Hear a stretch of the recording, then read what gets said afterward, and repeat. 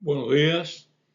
Hoy continuamos con el tema demencia, este ciclo de demencia, y vamos a hablar de la clasificación de las demencias, o sea, cómo se agrupan las demencias, cuáles son las más frecuentes, y entre ellas, bueno, pues vamos a mostrar algunas características de algunas de ellas.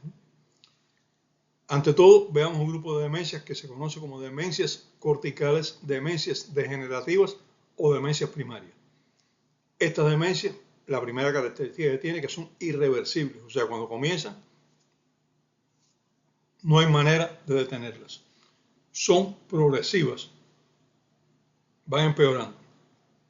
Y la lesión que aparece consiste en la disminución de la función o pérdida de la sinapsis de las neuronas.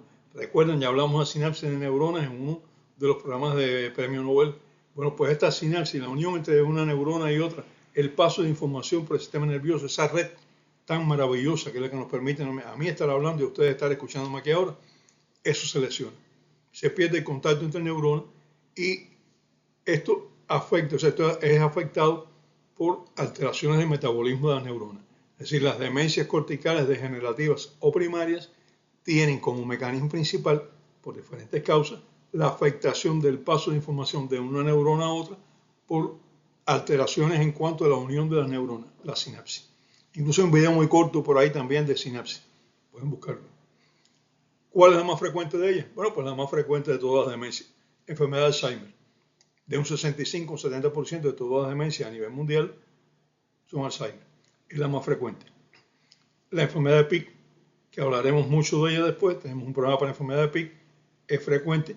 Y las demencias frontotemporales. El Pick es un tipo de demencia frontotemporal, es la más conocida, es una de las demencias frontotemporales, repito, y anatomopatológicamente veremos que hay varios tipos de demencia frontotemporal, pero el PIC es la que más se ha conocido, la que más se ha estudiado, y bueno, pues también pertenece a este grupo de demencia. Y otra demencia relativamente frecuente también es la demencia del cuerpo de Lewy, que es una demencia que también vamos a hablar de ella. O sea, estas tres demencias, Alzheimer, enfermedad de PIC y demencias frontotemporales, y la demencia de los cuerpos de Lewy, vamos a dedicar un programa a cada una de ellas. Están las demencias subcorticales o secundarias. Este tipo de demencia es tratable. Puede tratarse, el factor patógeno es una disfunción, es un trastorno de funcionamiento o pérdida de neuronas por causas externas al metabolismo neuronal. Fíjense que esta es la gran diferencia. En las primarias, el problema está dentro del metabolismo de la neurona. En estas que son subcorticales o secundarias, no afectan la corteza, sino las neuronas que están por debajo de la corteza cerebral. El problema está en alteraciones metabólicas fuera de la neurona, que afectan a la neurona, desde luego. La más importante de ellas, que vamos a dedicarle un programa también en detalle, la demencia multiinfarto o demencia vascular. También se llamaba antiguamente demencia aterosclerótica, ya no, porque no es solamente por aterosclerosis, son enfermedades vasculares en general. Incluye la enfermedad de Binswanger, que es una enfermedad que aparece entre los 54 y los 66 años, que afecta a los pequeños vasos sanguíneos, por tanto es una demencia vascular, microvascular, y está relacionada con la hipertensión. Es daño causado por hipertensión. La hipertensión arterial descontrolada con valores elevados de presión arterial puede causar un daño neuronal que es reversible, controlando la hipertensión arterial, pero que se llama demencia de Binswanger. Y también es reversible el complejo de demencias del SIDA. Las demencias por SIDA pueden virar atrás. Estas demencias, repito, subcorticales, que las más frecuentes son la demencia vascular, la demencia microvascular causada por hipertensión, que es el síndrome de Binswanger, y la demencia por SIDA, pueden regresar atrás, pueden mejorar, pueden recuperarse el trastorno que la causó. Hay un grupo de demencias también, vamos, seguimos con estas demencias, que son subcorticales y secundarias, que incluyen la neurosífilis, que ya prácticamente ha desaparecido, porque ya la sífilis se trata, no es que haya desaparecido la sífilis, pero que ya generalmente las personas se dan cuenta rápidamente y reciben tratamiento. Esta es la pseudodemencia depresiva, donde la persona no está demente, pero que la depresión las va induciendo para que aparezca como una demencia. O sea, tienen manifestaciones clínicas de demencia, pero están causadas por la depresión. Se trata de la depresión y la persona se recupera. La hidrocefalia normotensiva, muy importante, porque puede haber un aumento del líquido dentro del cráneo, sin aumentar la presión dentro del cráneo. Y eso es lo que se llama hidroagua, cefalia, agua en la cabeza, ¿no? Hidrocéfalo, agua, cabeza. Normotensiva, normal, tenso, presión. O sea, un aumento de la cantidad de líquido contenido en el encéfalo con presión intracraneal normal. No nos damos cuenta porque no hay signos de hipertensión endocraniana, pero hay una hidrocefalia normotensiva. Esa puede también recuperarse tratando de hidrocefalia.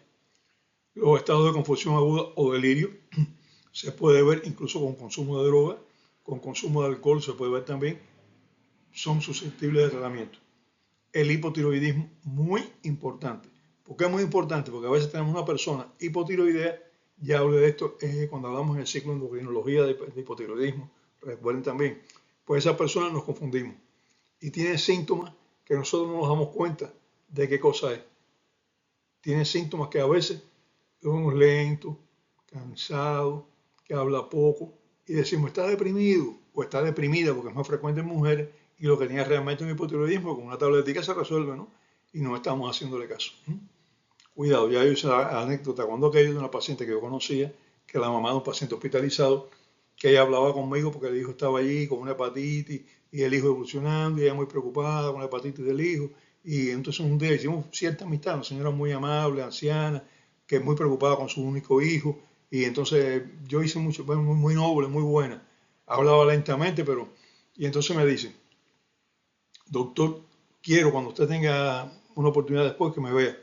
Y le dije, no, vamos a ir a ver ahora. Dice, no, hasta que mi hijo no esté bien, yo no me atiendo con el médico. Lo primero es mi hijo ahora. Dije, pero su hijo puede seguir siendo atendido aquí y yo la veo a usted. No. Bueno, cuando el hijo ya se fue de alta, me dijo, doctor, ¿cuándo me puede dar un turno? Le dije, mire, cuando usted quiera, la consulta el día tal. La señora fue y yo empecé a verla. Empecé a hacerle chequeo porque me contaba una serie de síntomas. Y yo no veía lo que tenía, me contaba una serie de síntomas. Y yo empecé a buscar lo que tenía, que si tenía una diabetes, que tenía polineuropatía, que si es esto, que si es lo otro. Y entonces le hice varios análisis 2 o 3 veces, no daba todo lo que tenía, cada vez le mandaba más análisis. Y un día estando de consulta con un entonces residente de medicina interna, el doctor Roberto Arteaga, a la señora le digo, Arteaga, mira a ver qué tiene esta señora, que me tiene loco. Que es amiga mía, le dije amiga mía, pero me tiene loco ya y no doy pie con bola. Y me dice Arteaga, la mira y me dice, no es un hipotiroidismo. Y yo miro a la señora, lo miro a él y miro a la señora de nuevo. Y digo, ¿y esto? Y entonces me dice, es o no es. Espérate, Roberto, déjame verla bien. Oye, sí, es una hipotiroidea, yo no me había dado cuenta, como ya yo la veía aparentemente sana, para mí esa era la cara de ella, no era la cara de ella, era la cara de un hipotiroideo. Y eso nos pasa muchas veces con los familiares de pacientes hipotiroideos. Tengan en cuenta, en un paciente con síntomas de demencia, la posibilidad de que se trate de un hipotiroidismo, si tiene otros síntomas de hipotiroidismo, no lo olviden. La deficiencia de vitamina B6 o B12 pueden producirlo. Recuerdo cuando se trataba la tuberculosis con medicamentos que ya no se utilizan, medicamentos antiguos que podían producir una deficiencia de vitamina B6, que aparecían casos de demencia, incluso agresivos, que teníamos que tratarlos con vitamina B6. Y ciertos tumores. Hay tumores que también pueden simular una demencia. Bueno, la pelagra, hablamos de eso ya en el versículo de vitamina, era las 3D, dermatitis, demencia y diarrea. En esta demencia también, como ya mucho menos frecuente, tenemos los traumatismos cráneoencefálicos, un paciente que tiene un golpe en la cabeza. Recuerdo un paciente amigo mío, amigo mío y el padre del hijo también era amigo mío, que el hijo me llama un día y me dice, oye, fulano mi padre está haciendo chistes pesados. El hombre es un hombre mayor, ¿no? Como chistes pesados, ¿sí? ¿Qué hace? Me empezó a contar lo que el hombre tenía, lo que tenía muy característico. El hombre era muy simpático, ¿no? Tenía una característica, una alteración que se llama moria, que es una chistosidad de baja estofa, como dicen los libros. O sea, chistes pesados, chistes sin gracia, y se ríen ellos solos. El señor se reía él mismo de sus chistes, nadie se reía porque eran chistes pesados. Y me contó otras cosas que tenía y le dije, tráemelo para acá. Cuando aquello se hacía tomografía computarizada, nada más que en el CIMEC. Y entonces ingresamos al paciente, lo vi, efectivamente parecía un síndrome del lóbulo frontal, le hicimos una tomografía y tenía dos giromas, es decir, habían sido coágulos del lóbulo frontal y entonces esos coágulos se habían convertido ya en un líquido, estaban ahí ya, no tenían tanta sangre, pero tenía dos coágulos antiguos ahí en el lóbulo frontal. Fue operado por el neurocirujano, le evacuaron los dos giromas estos y el paciente quedó lo más bien. Y después hablando con él me dice, tenía una finquita pequeña, ya estaba jubilado de su trabajo, pero tenía una finca pequeña, sembraba arroz, un poco distante de la casa, y tenía una relación por allá. Y una relación con otra señora anciana también, ¿no? Y dice, no, es que yo iba para casa de la mujercita que tengo por allá, y la yegua me tumbó y me dio un golpe en la cabeza, pero yo no podía contar eso, porque me iban a decir, ¿qué haces tú yendo en la yegua para ningún lado? Y entonces me quedé callado, y eso hacía como un mes y pico, ¿no? Y apareció después. Pero bueno, a aquel señor se le drenó, resuelto el problema, sin problema de ningún tipo. Se recuperó la aparente demencia que tenía, ¿no? La enfermedad de Parkinson, ya hablamos, la enfermedad de Huntington, son enfermedades que se pueden tratar, hablamos de ellas cuando hablamos de las causas de demencia, pero son enfermedades que se pueden tratar y por tanto la demencia puede mejorar.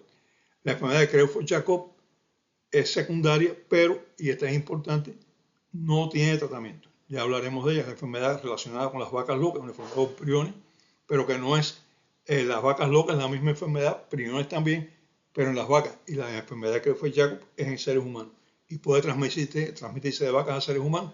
Hablaremos de eso, vamos a hablar de eso, vamos a dejar de suspense para que vayan a ver el programa de que fue Jacob. Hay un grupo de demencias que son mediadas inmunológicamente, o sea, la causa es inmunológica. Son un grupo de demencias relacionadas con estas enfermedades de causa inmune. Son enfermedades que progresan rápidamente, demencias que rápidamente avanzan, pero si se diagnostica y se pone tratamiento rápidamente, mejoran y se recuperan. Por tanto, en estas demencias mediadas inmunológicamente es muy importante el diagnóstico precoz. Entre ellas se encuentra la enfermedad celíaca. Seguramente han oído hablar de algunas personas que no pueden comer pan, no pueden comer cereal porque tienen gluten y tienen una alergia al gluten, alergia entre comillas, ¿no? Porque sí es alergia, ¿no? Pero no es una alergia, es, o sea, una respuesta inmunológica al gluten. Esa enfermedad celíaca pueden desarrollar una demencia y esa demencia pues puede recuperarse simplemente con una dieta. La demencia puede, en algunos casos de enfermedad celíaca, ser la única manifestación clínica de la enfermedad, pero cuando empezamos a investigarlo y empezamos a escarbar y preguntar, encontramos la causa. Estos pacientes generalmente tienen síntomas digestivos, síntomas de otro tipo, que son cutáneos, etc. Pero a veces no los tienen. A veces la demencia es lo que predomina y se nos van. No encontramos los síntomas digestivos si no los buscamos. El síndrome de Behcet. El síndrome de Behcet es una vasculitis sistémica con ulceraciones genitales, aftas orales, una inflamación de partes del ojo, delirio, iridociclitis y artritis. Es una enfermedad no frecuente, pero se ve. La esclerosis múltiple, que sí es una enfermedad frecuente, a veces pues, puede tener manifestaciones de demencia, pero son tratables. También hay que tratar la esclerosis múltiple porque la demencia es secundaria a la respuesta inmunológica de estos pacientes. La sarcoidosis, el síndrome de Sjögren y el lupus eritematoso sistémico son enfermedades inmunológicas que pueden cursar con demencia, no es que causan demencia, es que pueden acompañarse de demencia y la demencia es causada por el trastorno inmune de estas enfermedades. Los tratamientos que se aplican pueden incluir administrar inmunomoduladores, administrar corticosteroides, prednisona por ejemplo, o en algunos de estos casos, pues tratar el agente causal, tratar la enfermedad de base y los pacientes mejoran. En caso de enfermedad celíaca y la sensibilidad al gluten no celíaca, el tratamiento temprano con dieta puede permitir una mejoría clara y una recuperación completa de la demencia. La dieta sin gluten se emplea como prueba diagnóstica cuando usted tiene sospecha de una demencia por consumo de gluten, simplemente le pone una dieta sin gluten y si el paciente mejora, es eso. Si el paciente no mejora, bueno, pues una demencia independientemente de que la persona tenga una enfermedad celíaca. La respuesta debe verse en un mes aproximadamente. O sea, sencillamente una persona que tenemos dudas, pues tiene manifestaciones digestivas y tiene una demencia, se le pone tratamiento, se le pone una dieta, eso es la dieta nada más, y entonces mejoró, era una enfermedad celíaca.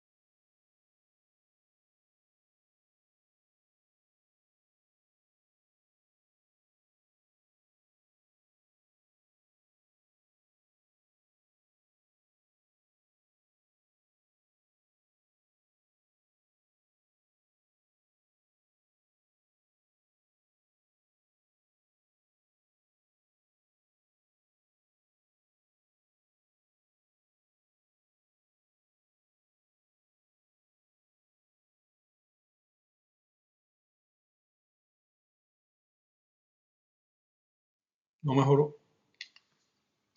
Las demencias son, como les dije en el otro programa, un verdadero problema de salud por sus impactos físicos. La persona se deteriora, psicológicos, no solo para el paciente demente, sino para la familia, sociales, porque son personas que la sociedad tiene que dedicar recursos a ellos, a cuidarlos, a vigilarlos, tienen que tener un cuidador que puede ser de la familia o no, y económicos porque la familia se ve cargada con gastos excesivos y si la persona es relativamente joven, pues no aportan los ingresos que se esperaban. Y repito, no solo para la persona que padece la demencia, para la familia y para la sociedad en su conjunto. Y en los próximos programas hablaremos de algunas de estas demencias. Hasta el próximo programa, mis amigos. Los espero. No se los pierdan. Chao.